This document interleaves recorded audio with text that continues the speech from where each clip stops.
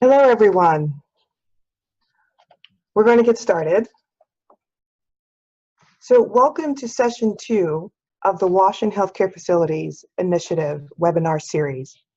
My name is Joanne McGriff, and I'm the Associate Director of the Center for Global Safe Water, Sanitation, and Hygiene, also known as the CGSW, at Emory University. I'm also an assistant professor in the Department of Global Health at the Rollins School of Public Health. I am joined by members of our learning team today, Ms. Lindsay Denny and April Klein, as well as the director of the CGSW, Dr. Christine Moe. We are excited about the speakers and experts we have lined up for today's webinar, so we will spend just a few minutes with reminders and updates and move right into the learning session. I just want to quickly remind everyone of the purpose and mission of the WASHCon Healthcare Facility Initiative. We are an action-oriented learning platform with the goals of connecting the expertise and experience of our partners and colleagues to the members of the WASH and health community who have expressed interest in moving to action in WASH and healthcare facilities. Secondly, we want to provide a platform for the community of practice to share experiences, ideas, and best practices. And then we want to encourage groups to take specific action to move WASH and healthcare facilities from discussion to implementation of sustainable interventions.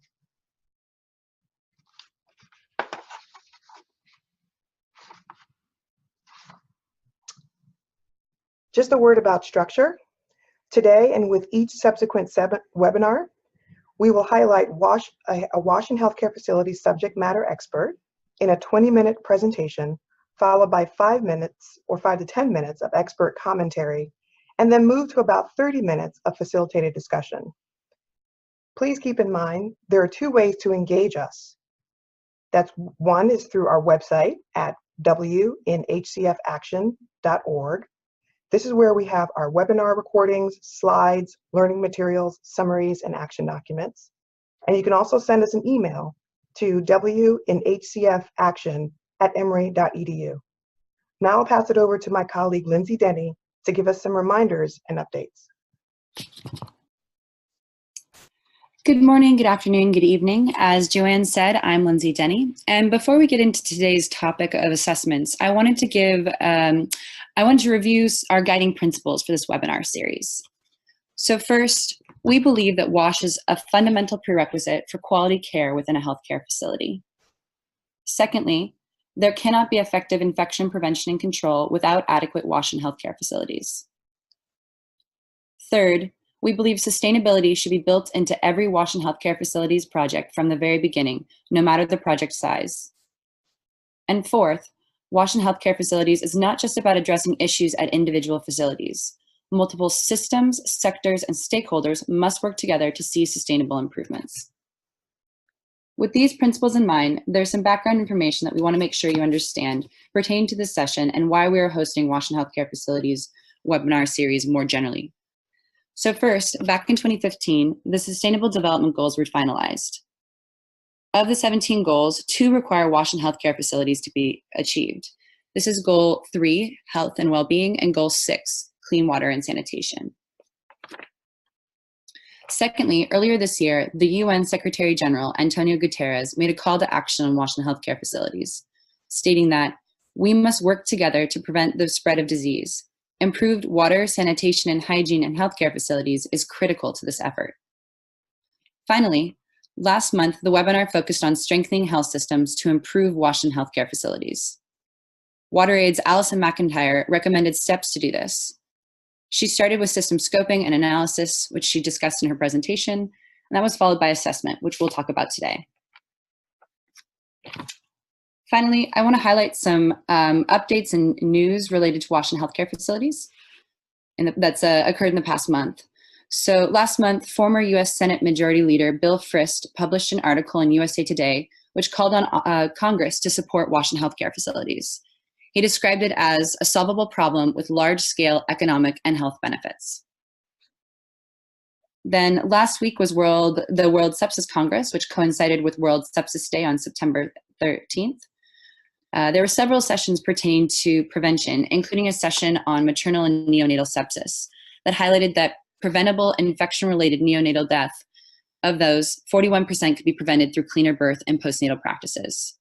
If you go to their website for the World Sepsis Congress, you can listen to the sessions that they had. And then finally, the JMP has published their core questions and indicators on WASH in healthcare facilities. You can find this on the website washinhcf.org. Also, if you're not already signed up for their newsletter, I believe the quarterly newsletter will be coming out in the next few weeks, and you can sign up on their website as well. I will now pass over to April Klein to get us set up for the presentations. Thank you, Lindsay and Joanne. I'm April Klein. I'm also a member of the learning team here. I just want to give a few pointers on Zoom for anyone that might be new to this software. You're going to see a white word bubble there, and you can use that chat box to interact with all of the attendees as well as the panelists and hosts. We're also going to be using this chat box to facilitate a discussion at the end of the presentation. Feel free to send comments and questions over at any time, but keep in mind that a lot of these questions might be saved for the discussion portion, so you may want to hold your questions until that time. There's also a hand-raising feature. If you'd really prefer to send a comment or question verbally, we have the ability to mute and unmute you. We will be using this also only in the discussion, so during that time, if you'd like to ask a question, please click on the hand which will turn green to indicate to us that your hand is raised. Please keep your hand up as long as you would like to comment and lower it if you no longer wish to chime in. And please only use this feature if you have access to a working microphone on the device that you're tuning in with. We also have a polling feature which we're actually not going to be using today, so I'll just go ahead and skip running through that. So at this time, I just would like to say thank you again for your attendance here. We're really happy to see so many people. We have 40 people logged in so far. Our session today is titled, How Bad Is It? Using the Right Tools for WASH and Healthcare Facilities Assessments. This is a great follow-up to our first session with Allison McIntyre, which was focused on health system strengthening for WASH and healthcare facilities, as these assessments are a fundamental component of that approach. Our presenter today is John Brogan, who is the section head for Water, Environment, Livelihood, and Disaster for Terre de Hommes, and his team developed the FACET assessment tool, which is a digital tool to evaluate WASH conditions and services in healthcare institutions and schools. We also have Arabella Hayter, who works with the WASH sector of the World Health Organization, who will be providing some expert commentary following John's presentation. So thank you everyone for joining us, and thank you John and Arabella, and I will pass it over to John now.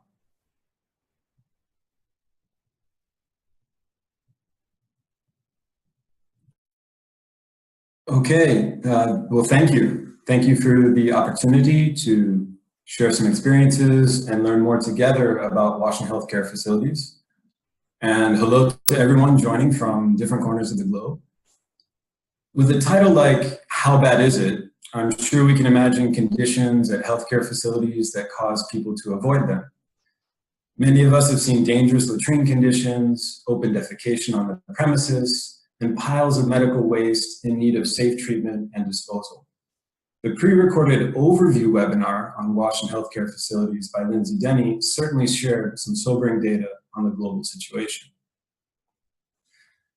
But how bad is it can also refer to the aftermath of well-intentioned development or humanitarian projects that did little to improve the situation.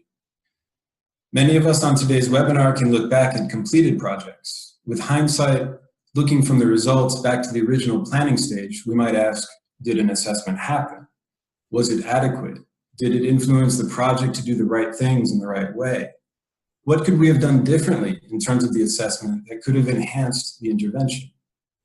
One example is emergency response. In emergencies, a lot of resources and funding for healthcare facilities can become available. Take, for example, the Ebola outbreak in West Africa. However, the funding cycle in emergencies can be relatively short, sometimes 6 to 12 months. In such cases, projects may focus on quick wins through capital expenditures on infrastructure, and they might miss the bigger picture of the sustained WASH services that are needed to ensure proper health care.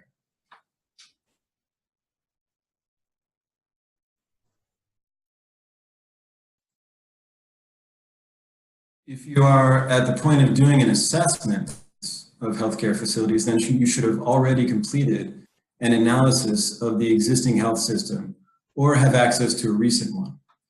In last month's webinar on strengthening health systems for sustainable WASH improvements, Allison McIntyre covered the health system analysis part. WaterAid's experience shows that prior to conducting facility level assessments, it is important to understand the context of the healthcare system in which the facility exists. So I highly recommend reviewing last month's webinar for tips on how to understand the landscape of the healthcare system. Today, we'll be reflecting on WASH and healthcare facility assessments, sharing experiences about what the data is useful for, what indicators to assess, whom to involve, where and when to do the assessments, and finally, we'll reflect on the connection between the assessments and the overall health system.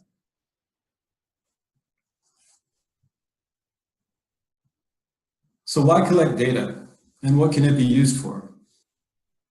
This is not an exhaustive list, but a few key reasons why we collect data on WASH and healthcare facilities. First, data can be used to understand conditions and gaps for project design and planning to make WASH improvements. This is not only about infrastructure, it includes management practices, capacity building needs to improve infection prevention and control, and assessing the different gender perspectives and needs between men and women who are patients, caregivers, and members of staff. Data also supports evidence to inform advocacy, to convince stakeholders about the need for action. This includes efforts to influence health authorities at local and national levels to channel resources to improve and maintain WASH services, as well as to raise awareness of staff, clinicians, non-clinicians, and the general community. Data is essential to monitor WASH interventions and their link with nationally established standards. It's also a tool to promote accountability. It reinforces implementation of agreed standards for services to ensure that objectives for fully functioning services are met and are sustained. This also includes feedback loops from staff, community, stakeholders for continuous quality improvement. Data helps to gain insights on how to best track progress. Research data can support decision-making by national and local authorities and the community of practice. And finally, data can also enhance the link between humanitarian and development interventions in certain locations. This is known as linking relief, rehabilitation, and development, or LRRD. The basic idea of LRRD is to link short-term relief measures with longer-term development programs in order to create synergies and provide a more sustainable response to crisis situations. Since healthcare facilities tend to receive investment during the relief phase, using the same assessment criteria between the relief and development phases makes for a greater chance for relief interventions to inform the development interventions for more efficient and effective programming. And now, what to assess? Well, national standards are definitely the first place to look. In conjunction with, or in absence of national standards, we can also consult the 2018 publication entitled Core Questions and Indicators for Monitoring WASH in Healthcare Facilities in the Sustainable Development Goals. This guide was published by the United Nations Joint Monitoring Program for Water Supply, Sanitation, and Hygiene, also known as the JMP, which is led by the WHO and UNICEF. These are recommended core indicators to support harmonized monitoring. The indicators include definitions for basic services, water, sanitation, hand hygiene, healthcare waste management, and environmental cleaning. Each indicator is supported by a set of recommended questions for use in data collection. This allows classification of facilities in relation to the service ladders that you see here. The service ladders are recommended to monitor progress. The JMP is aiming for national data collection systems to adopt these core questions as part of global analysis of WASH and healthcare facilities in the context of the 2030 Sustainable Development Agenda. The core indicators and questions in the JMP guide are taken from current global normative documents, national standards and regulations. The questions focus on human rights to water and sanitation with keywords of accessibility, availability, quality, and acceptability. Although basic levels of services that you see here might not seem too ambitious, it is essential to make these improvements in hundreds of thousands of healthcare facilities around the world. These are recommended indicators, and they complement any national level monitoring standard and strategy. They can be used as a starting point. According to the context, more questions can be added to expand the scope of the assessment to cover things like facility management or behaviors, hygiene practices, water quality, and infrastructure capacity. Who should be involved in the assessment to capture the data most effectively? WASH and healthcare facility assessments should be done in close collaboration, if not led by the Ministry of Health, and involve local health authorities wherever possible. In a rural setting, this could be the district head of environmental hygiene and health posts. Other authorities representing the Ministry of Water could also be involved according to the institutional setup in a given country. Concerning enumerators, or those who are collecting the data, in cases of large assessments, one option is to hire a specialized third-party survey team, which can enhance transparency. Another option is to form mixed survey teams composed of district-level government health agents and staff from an implementing agency.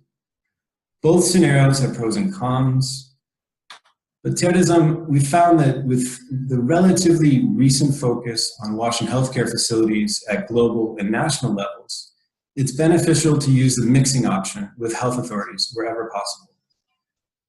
Mixing promotes collaboration as well as understanding about the criteria and the tools for assessing WASH and healthcare facilities.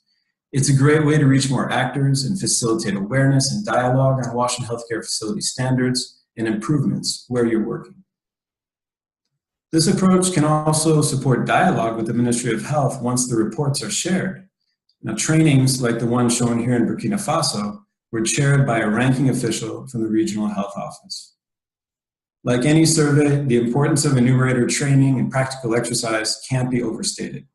This often starts with the translation of questions into local language, testing common comprehension of the terms, revising them, and agreeing on them. To ensure the concepts and features of the surveys are understood, it's essential to have a field practice as part of the training. The Sustainable Development Goals are inspiring higher standards, and this also finds expression in the JNP core indicators and questions. There are many key terms and definitions that must be understood by the enumerators to effectively conduct an assessment. Here, for example, is the second sanitation question. Is there at least one usable toilet? It seems simple, right? Well, the JMP defines factors that must be fulfilled in order to reach usable on the way to a basic level of sanitation service. These include the terms functional, private, and available, factors that the enumerators must physically verify. With functional, we mean that the toilets are unblocked. There's water to flush if that's needed. There are no cracks or leaks. By private, we're talking about the structure itself. There's no holes or gaps. The door can be locked from the inside. Available means that the toilet is on the premises of the healthcare facility.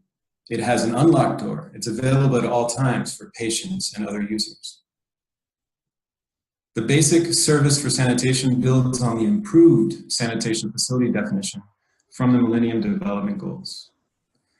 We recommend studying the context and having training materials and memory aids that specify features of WASH infrastructures that are typical to the area, definitions of special terms like usable. These hints can even be included in monitoring tools like mobile data collection apps that we'll see in the coming slides. Another example is the JMP question on the main water supply for the facility. JMP recommends that response options and terminology be modified to reflect the local context. In this way, enumerators are able to clearly understand each option. Here we see a visual aid that's been provided in Kenya to differentiate between water sources that are springs, those that are protected and unprotected, so that the survey teams understand how to answer this core question on water service. Where and when to do an assessment.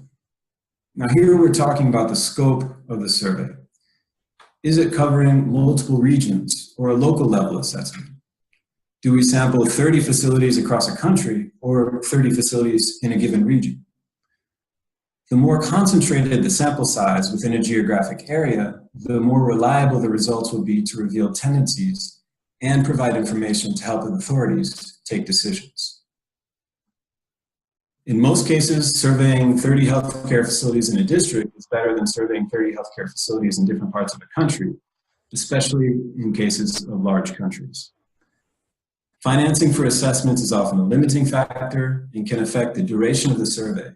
So the number of enumerators available, the means of traveling for accessing difficult to reach places, and the overall number of facilities assessed. Terres usually focuses on rural primary healthcare facilities where the situation is less known and under-resourced. However, there's a lot of work to do at all levels, including secondary and tertiary care facilities, and in peri-urban and urban areas. We do assessments where we have approval to work, at a minimum covering an entire administrative unit, typically a district. And we aim for a representative sample. Where resources permit, we have done multi-region surveys. In general, the larger the sample size, the more the Ministry of Health is involved, and a longer planning and preparation period is required. There are also different types of facilities, so you need to adapt a survey for small health posts, secondary or tertiary care clinics, even maternal care settings. Assessments are not a one-time occurrence. They're part of a continuous process of data collection, whether at the national level or within a project cycle. For projects, the pre-design phase is critical for planning activities and setting baselines. Assessments serve to make continuous improvements during implementation and to evaluate results. Some agencies return to the healthcare facilities after the project to see how the stakeholders are faring on issues such as operation and maintenance. And finally, the timing of an assessment during the day, so on the day of the survey, is also of critical importance. We need to find staff members present, however, at a time when they're not attending to patients. We need to avoid service level interruptions and at times of peak patient flows. So it's important to understand the best times of the day from the perspective of the staff and plan accordingly. Now I'll describe a couple tools that are available for WASH healthcare facilities. It's important to note that agencies are increasingly shifting from paper-based surveys to mobile data collection tools that reduce time for data collection processing. They reduce errors and also loss of data. The two tools we decided to describe for this webinar, FACET and WASHCon, are designed to analyze and visualize the situation through mobile data collection applications. First, the FACET, so the WASH Facility Evaluation Tool, was developed by the Swiss Federal Institute for Aquatic Science and Research, known as FACET, and Terres with support from the JMP and Carto and J. FACET enables mobile data collection on WASH services in schools and primary healthcare facilities. It's based on JMP recommended service ladders and core indicators. There are options to compare two data sets and to add more context-specific questions. FACET can be used for baseline assessment, for monitoring and evaluation, for advocacy, and project design. It's free on Kobo. Kobo Toolbox is an open source platform using simple Excel tools developed by Harvard and the United Nations.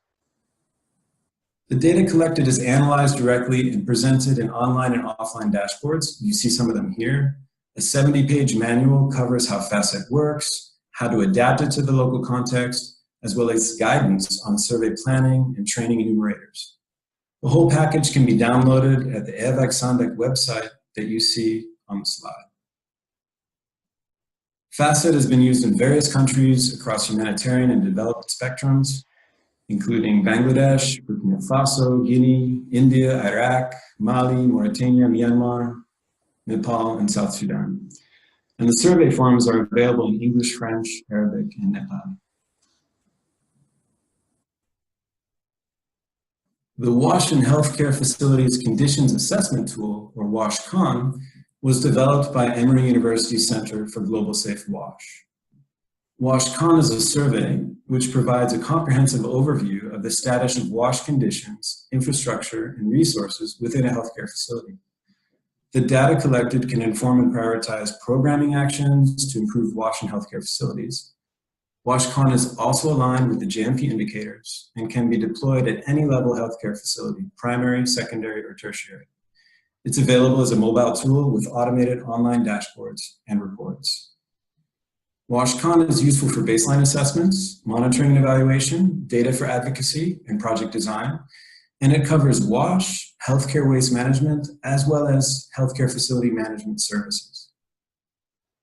The survey questions and scoring metrics are available for download in English and French on the Emory website that's shown here at the bottom. WASHCon has been used in Cambodia, Uganda, Ethiopia, Zambia, Haiti, Malawi, Afghanistan, Lesotho, Kenya, and Ghana. There's an implementation toolkit, including a training guide and a user's manual, and the mobile app is on the ComCare platform. So the purpose of FACET and WASHCon is to conduct broad assessments in general service areas. Some partners have developed specialized programming tools and methodologies for WASH in healthcare facilities that include assessments. These tools support activities such as participatory risk assessment and action planning, structured training and supervision, national certifications or competitions among facilities. Here I'm thinking about the WASH Facility Improvement Tool, known as WASHFit, developed by WHO and UNICEF, the Clean Clinic approach, developed by USAID and Save the Children, and the Wash and Clean Toolkit by the Soapbox Collaborative. There could be some confusion about which tool to use for which purpose. So the Global Community of Practice for WASH and Healthcare Facilities is currently working on a summary table to share that compares such tools that are developed in the last 5 years. So once the assessments are complete, it's important to compare the data with the National Health System picture or the situation analysis, and to share reports with counterparts in the Ministry of Health. Be sure to highlight new insights or trends from the assessment data. Depending on how the assessment was prepared and the existing national data collection and reporting systems, some countries might be interested to integrate the survey data in their reports, or even to consider JMP questions in their future surveys.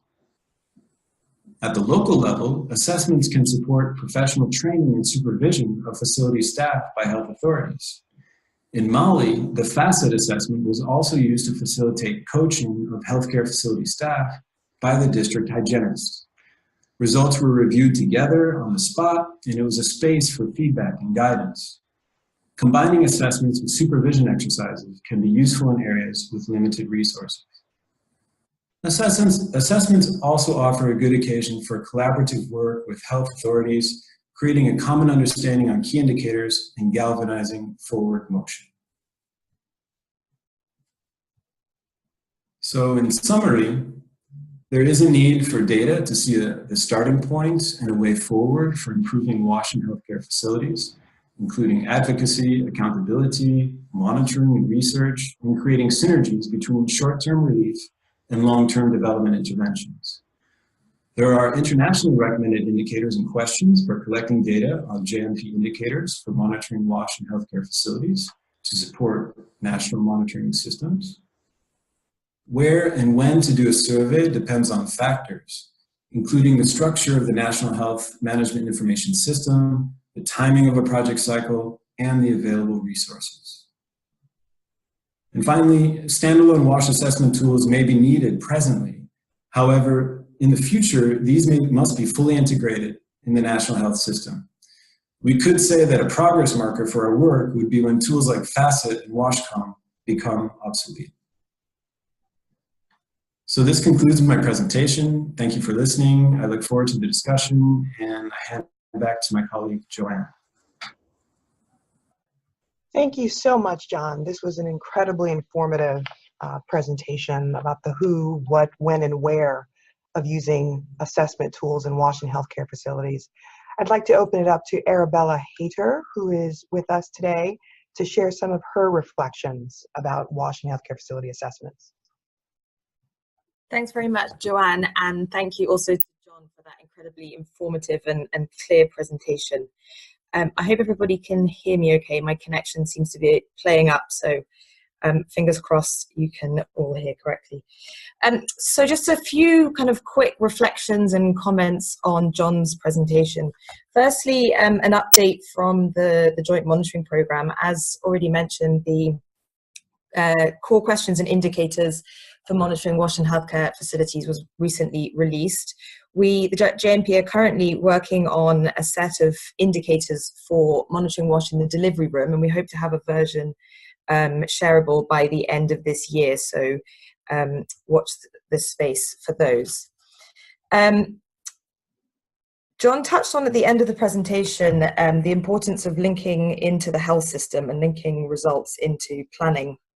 So as one of the elements of the WASH in Health Facility national package that WHO and UNICEF have been developing and documenting, we are working on trying to integrate the WASH indicators into existing health surveys. So primarily into health management information systems, the HMIS, and also into larger health surveys and programs. So far, we've had success in a number of countries at integrating these indicators into the HMIS. So examples include Uganda, Liberia, Laos, Papua New Guinea, and hopefully there are a few others beginning the process. John touched on the importance of training for enumerators, and I think this is incredibly important when we come to thinking about health surveys which incorporate WASH. Predominantly because enumerators may not have expertise in WASH, they're unlikely to be engineers and coming more potentially from the health side, and therefore certain terminology that we use in the WASH sector may not be completely clear. For example, the term improved, which we use regularly when talking about service levels and for water and sanitation in particular. Also determining between different types of water sources, of different types of latrines, and how those fit into the criteria that we set. Also, we are aware that the core questions, I think now there's a total of 15 questions. And this is quite a large number of questions to try to integrate into existing surveys and assessments. So there becomes a bit of a sort of a priority exercise, trying to work out which ones are the most important. In general, it seems that surveys tend to include at least the water source, maybe 1 or 2 questions on sanitation. And we're seeing some surveys now include elements of healthcare waste, which seems to be, which is a common problem across many health facilities. John also touched on the different tools that are out there. So he mentioned obviously FACET, WASHCon, WASHFit, and there's been some queries and questions related to what these different tools are for in the global community. So I wonder actually if there's potentially appetite to have a whole webinar focused on this and going through the differences, where they can be used, the benefits of the different tools, and perhaps if people are interested in that, I'd be interested to hear in the chat box if there's value in doing that. The WASHFit, which is the Water and Sanitation for Health Facility Improvement tool, which was developed by WHO and UNICEF, includes an assessment for primarily small primary and some secondary healthcare facilities.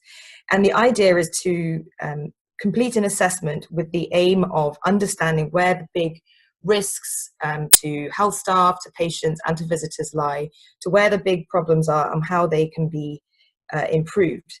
So WASHFit, although it includes assessment, is really about taking action and taking action at the facility level. Of course, data that's collected through WASHFit assessments can be used for national monitoring, but primarily, as I said, it's designed to be an improvement tool for the facility and at the facility level. Lastly, I just wanted to give a bit of related to monitoring, but more broadly on WASH in healthcare facilities.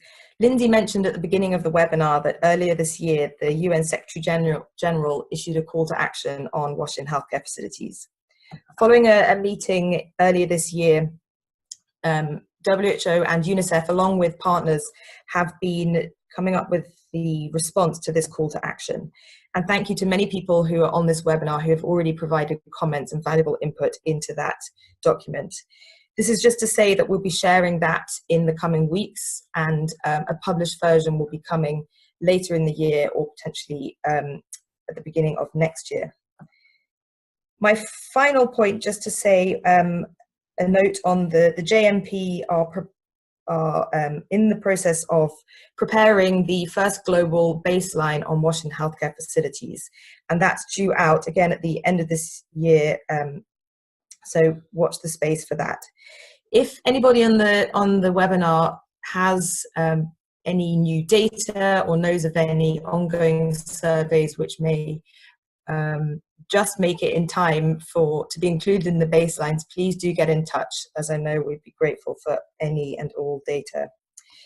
I know there are a number of members of the JMP team on the call, so potentially they have other points to add, but I'll hand back now to Joanne. Thank you very much. And thank you, Arabella. Again, it's truly valuable for all of us to hear of WHO's current as well as upcoming activities, as well as your perspective on the different WASH and healthcare facilities assessment tools.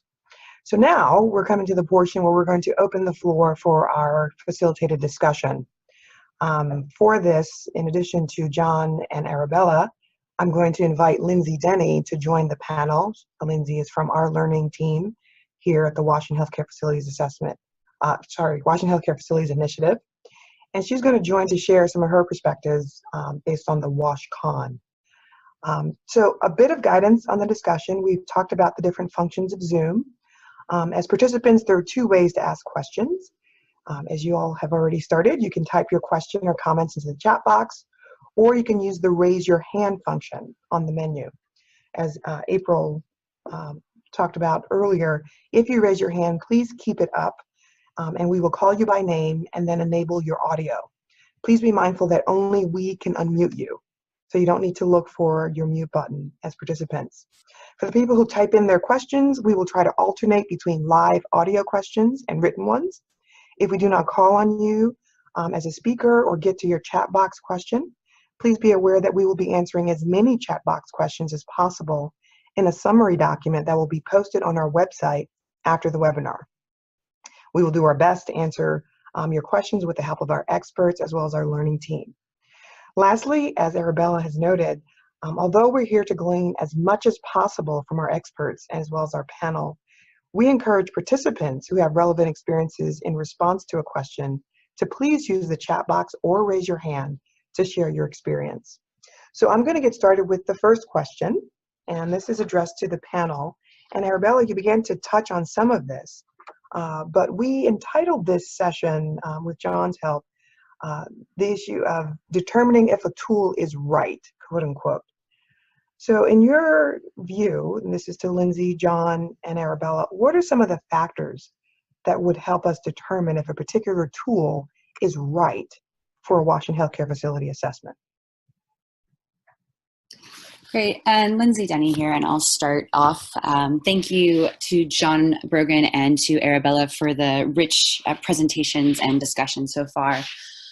So when we titled this presentation or this webinar, Using the Right Tools, we weren't pushing any one particular tool over the other, so to speak. It's not WASHCon versus WASHFIT versus FACET. Rather, what we considered to be important is that all of these tools integrate WASH-specific integrators, WASH and healthcare facility-specific indicators from JMP. And so much of some of the previous health facility assessments, like the SARA and like the SPA and SDI, used WASH, one or two WASH questions, and they may have come from, WASH and community assessments. So one of the previous questions, I think the most clear distinction here is a question of whether or not there's a water source within 500 meters, an improved water source within 500 meters. And discussions within the WASH and healthcare facilities community, it was determined that that was not a suitable indicator for a health facility setting, that you really needed to have an improved water source on premises. And thus the JMP indicator has been written around that.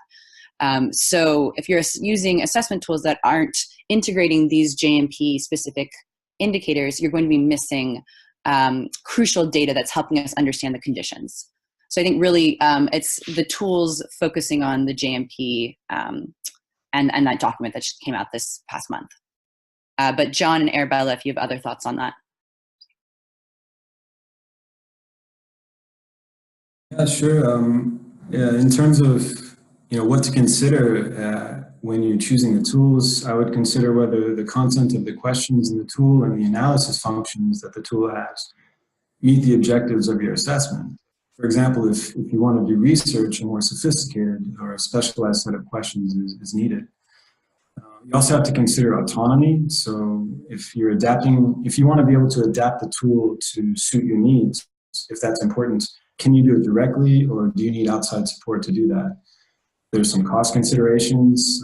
If the tool is free and open source, it's basic, that's great. But if you need a more sophisticated tool and you're ready to invest in that, then you can get one made that can be tailored to your needs. And there are those platforms like ComCare, MWater, and ACFO. So yeah, that's important. And then finally, the users themselves, are they familiar with mobile data collection tools? I think that's also key. Thank you. Thanks, John. This is Arabella. I just add one point to those two comments, and to think about it from a slightly different angle, not necessarily what is right, but why are you doing the assessment in the first place? So thinking about, are you just doing an assessment for the sake of an assessment? Where will that data be used? And therefore, what's the right tool to give you the right data and information to take action? I think often we're all guilty of doing assessments because it's an easy beginning thing to do, but actually what's the next step after the assessment is, taking action is the right thing to do. Great, thank you. Excellent points, everyone. I am going to shift gears to a chat box question from Lydia Bebe from USAID. The question is, for the tools that evaluate beyond JMP, for example, ones that are used for facility-based improvements, have those tools been evaluated for completeness and effectiveness towards achieving desired improvements? Hi, this is Arabella. I think perhaps I should start that off, given that I've been talking about WASH-FIT, which is particularly for facility-based improvements. In short, not really, not yet. That's something that we certainly need to do. When I say we, I mean WHO and UNICEF. In terms of completeness, I think that's a tricky one, because if you try and make it too complete and you cover too many things, it becomes overwhelming for facilities. And we've already had feedback that we need to have a lighter version of the tool, which is easier, particularly for those smaller facilities. In terms of achieving desired improvements, we've had anecdotal feedback that there have been improvements made, both infrastructure and in terms of behaviors, but we don't have any information so far, of course, on health outcomes, because those are much longer term outcomes and will take a lot more time to evaluate. So it's something that we certainly do have on our to-do list for the future.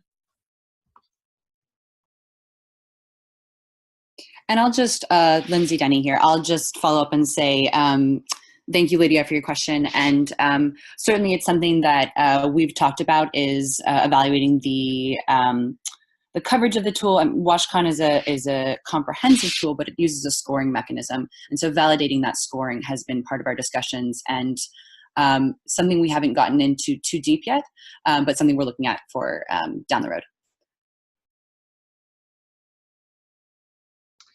Great, thank you.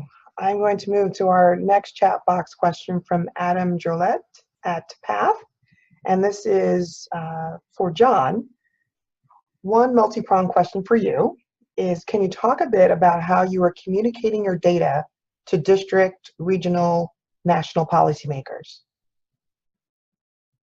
And then the second part is, what, if any, policy or funding changes this has resulted in? Sure, thanks. Hi, Adam. Thanks for the question. That's a great question, and we're always looking for new ways to do this. So how we're communicating about the data, I can give the example of a success story in Bangladesh.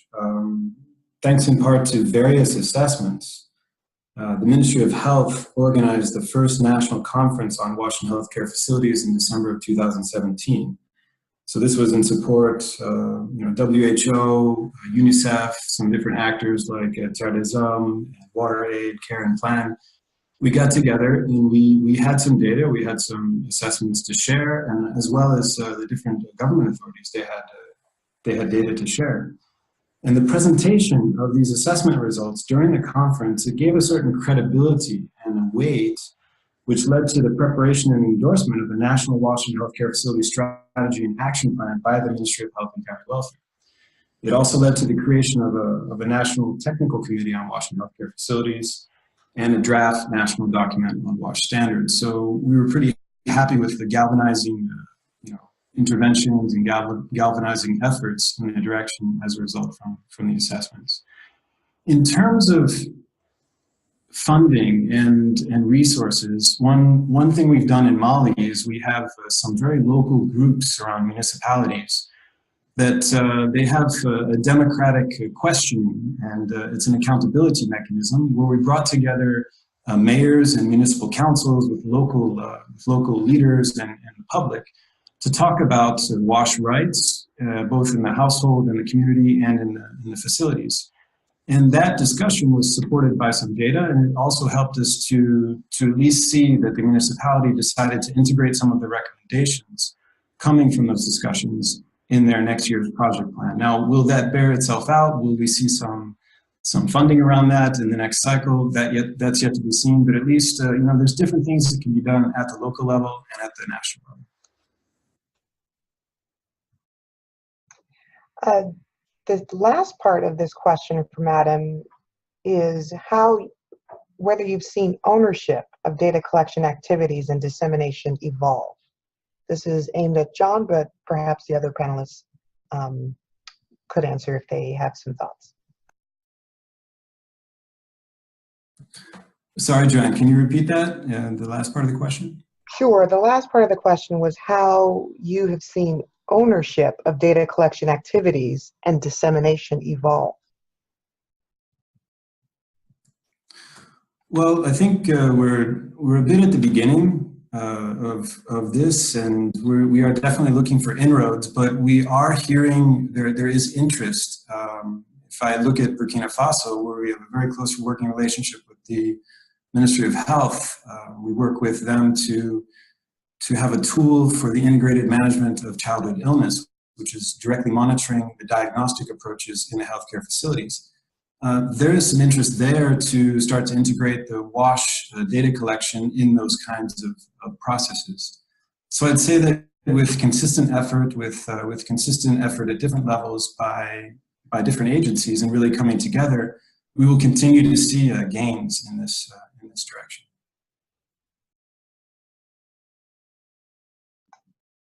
Great. Thank you, John, for your comments. So we have another question here from Carolyn Moore at Global Hand Washing Partnership. And she asks, could you expand on any recommendations on measuring WASH and IPC, or infection prevention and control behaviors, in the context of a WASH assessment and changes in practices over time? Hi everyone, this is Arabella. I think I can take a quick stab at that and then pass over to Lindsay. So certainly within the context of WASH Fit, the tool includes both WASH and infection prevention and control aspects. And likewise in the IPC specific WHO tool, so the IPCAF, which is the IPC assessment framework, the indicators are aligned. So the WASH tool includes some IPC indicators, and the IPC tool includes the JMP WASH indicators. So there's close alignment there. Within WASH assessments, I'd say it's a fairly light touch on IPC. There's some of the core elements included on infrastructure. So are there hand washing stations available? Is there alcohol-based hand rub? But it doesn't really go into detail on measuring IPC behaviors, so frequency of hand washing. That would be probably more for an IPC specific tool.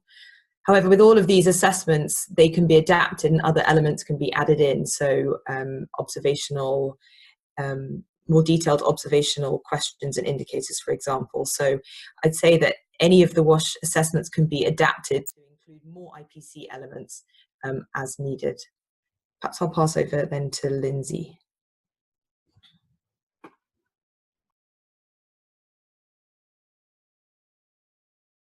Sorry, I was having trouble unmuting myself. Part of the reason we set up WASHCon the way we did, we look explicitly at conditions and not at behaviors, is in part because behaviors can be very difficult to monitor and to observe. It's a longer process. Conditions are a more rapid assessment. So our WASHCon tool specifically looks at conditions. That said, we all know that behaviors are incredibly important, particularly around issues of hand washing and proper hand hygiene behaviors. So we have done hand washing observations, looking at whether or not clinicians wash their hands before and after touching patients, and the other key moments from WHO. It's challenging. It's challenging to integrate into a kind of a standardized tool. So we haven't done a specific behaviors tool yet at this point. But I know it looks like Maggie Pearson from CDC said they've included that in their assessment. I don't know, Maggie, if you wanted. Okay, thought it might be interesting to give an update on the progress for preparing that baseline report that the JMP is working on that was mentioned earlier. So we've been working on data collection for quite some time and issued a global call for data a couple months ago and have gotten quite a lot of feedback from that. So far, we've collected about 400 data sources, mostly healthcare facility assessments, not very many from HMIS, which is completely the opposite of what we had for Washington schools, where most of the data did come from MIS systems. Now, a lot of the assessments are older and didn't have harmonized questions, so in many cases, we're not able to get the full basic service level from the surveys, but we are able to get at least some information. So in the first report, we'll probably talk about is there improved water, is there no facility at all from more countries than we'll be able to talk about meeting basic service levels. But still, there are some, especially of the newer data sources that are more comprehensive and will allow us to reach the full basic service level. Right now, we'll like for Washington schools and the country estimates, will collect and put all of those data in a summary file, an Excel country file. And right now we have 99 country files. We're hoping we will definitely pass 100. There's definitely a couple countries that we know have some assessments that we haven't been able to get hold of yet. But even with 100 country files, there's probably, we're aiming to have at least 50 countries that we could have reasonable levels of data coverage for. We are going to be sending out draft estimates to countries for their review following this data call and initial calculations. We should be doing that within the next month or so. I think it's more likely that the report will come out in early 2019 than the end of 2018, but still we're on track for doing that, and we're super excited about having that report come out. So as Arabella mentioned, if there are other assessments that anyone on this call is working on or is aware of, please send them through to us.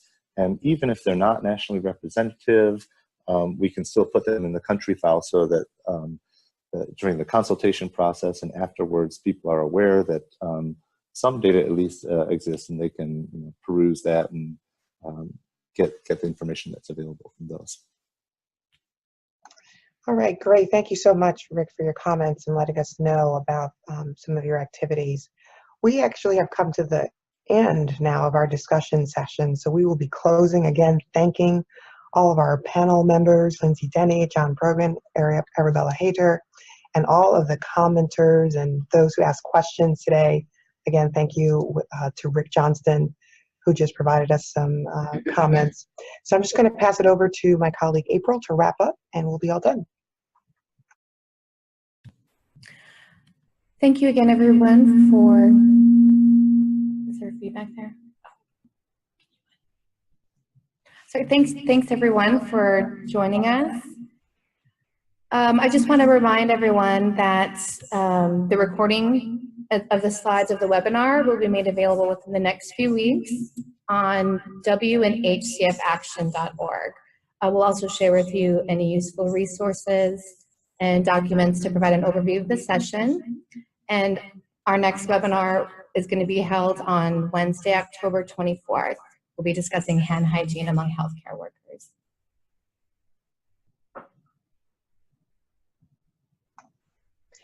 Thank you, everyone. We'll leave the chat box open for just a few more moments if you want to continue introducing yourselves, sharing resources, but we have concluded the webinar.